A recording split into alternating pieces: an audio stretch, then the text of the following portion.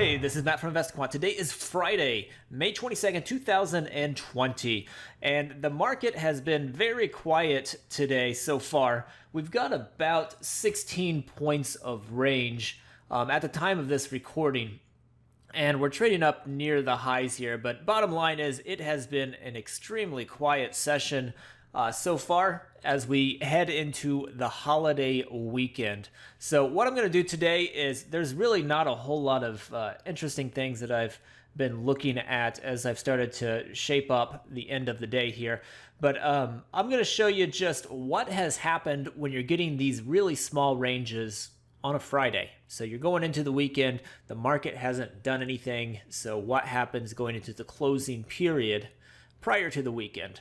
And I'm going to set this up as an entry at 2:30 p.m. Eastern Time. Trade type is going to be a long, exiting at the close, 4:15 p.m. Eastern Time.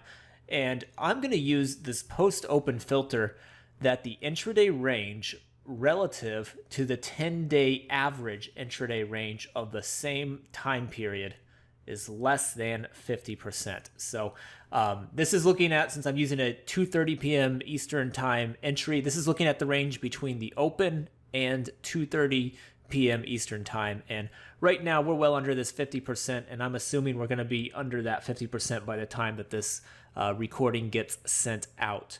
So I'm going to select that from the post-open section, and then I'm going to go come down here to the indicators section, and I'm going to put this in a like environment of above a 10-day moving average and below a 200-day moving average. And then lastly, I'm going to go to the calendar section, and I am going to select Friday. So that's how we'll get the quiet range before the weekend, and hit view results. So here are the results of going long 2:30 p.m. Eastern Time, when the range between the open, which is 9:30 a.m. Eastern Time, and 2:30 p.m. Eastern Time is less than 50% of what it's been averaging during that same time period over the past 10 days. So low relative range to what we've been seeing, and above a 10-day moving average, below a 200-day moving average on Fridays. So not a lot of samples here.